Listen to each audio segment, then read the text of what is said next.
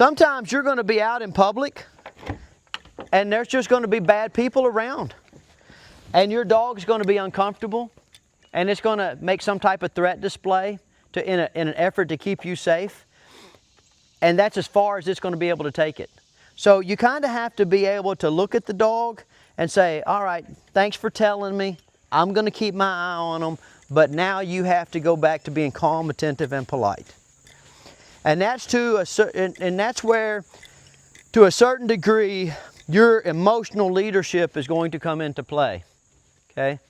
So the dog acts up, goes to growl at somebody, goes to bark at somebody. The extent of your emotional response should be, all right, thanks, that's enough.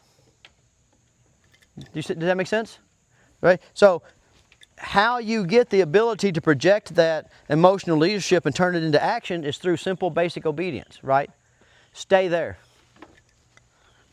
Like, you know. Let's go for a walk. Up, jump this.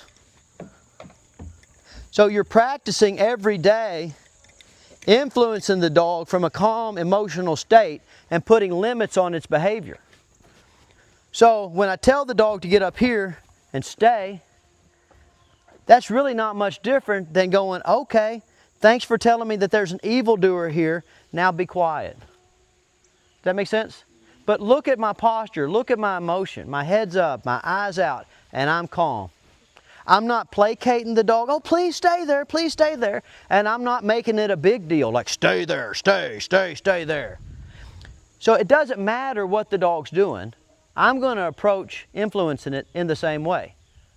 I'm going to tell it what's appropriate, and I'm going to tell it what's inappropriate, and then I'm going to force compliance, right? And when I get compliance, I'm going to say, hey, I appreciate it.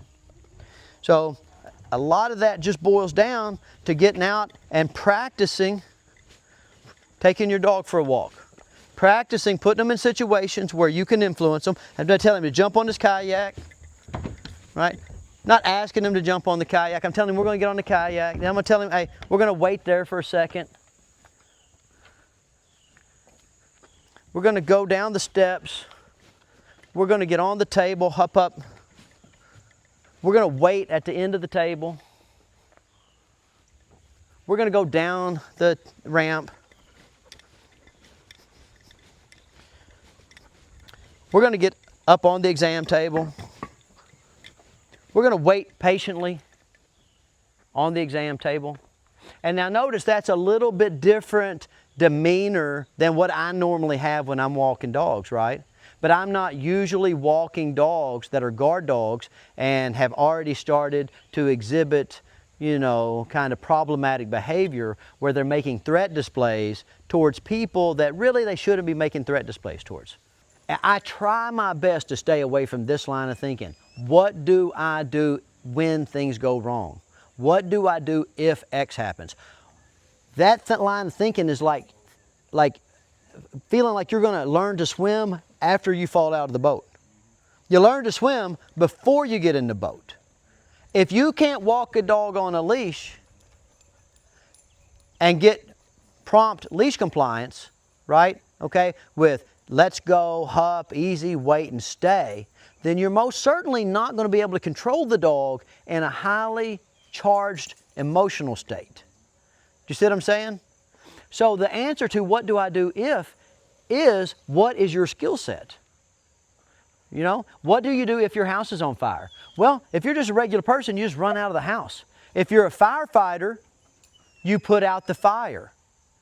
Right now, you guys are working towards being competent amateur dog trainers. So you got to be able to influence the dog at the most basic level, which is simple basic obedience, right?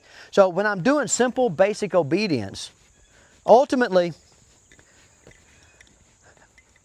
I'm telling the dog there's certain things that are expected and he's going to have to comply, right? So if I tell him to stop and sit, stay, he's got to stop, sit, stay, right? Now, if I have that ability right there, and he goes to growling and snapping and charging the farm manager, and I go, no, sit. Have I just got out of that situation without the farm manager getting bitten? If he goes to running towards the road, chasing somebody down the driveway, and I say, no, sit, and he stops and puts his bottom on the ground, have I got out of that situation without the dog getting run over or without him biting somebody he's not supposed to bite? Well, of course, right? So most of your problems related to aggression ultimately can be managed with simple basic obedience. But if you can't do this, then you cannot control the dog when things have really went south. So the first step is simple basic obedience.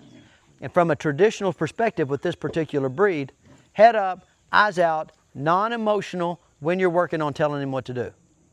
When you get your formal schoolwork done, then you can play with him, love on him, carry on, right? And when you need to work on your ability to project power, then you can do so in a controlled manner, right? So if I'm just walking, look at this posture. No, sit. Where, in all the situations where he's been bad, would stop, look, and listen, put your bottom on the ground, not to solve those situations? Does that make sense? Because even if he's growling at somebody, if he'll immediately stop, look, and listen, and put his bottom on the ground, the only way for them to get bit is to come over here and get dog bit. I mean, you guys are standing over there. This dog cannot bite you if he will not pull on this leash, and if he will not leave this spot, and if you do not come to get dog bit. Now, put that in a real world evildoer situation. You got somebody, you're not sure if they're an evildoer or not. Dog thinks they are. Dog growls at them, and you go, look, stay over there or this dog will bite you. I have him under control. He's not going to bite you if you stay over there or if you leave. Isn't that kind of what you wanted? Well, then you got to practice your basic obedience now.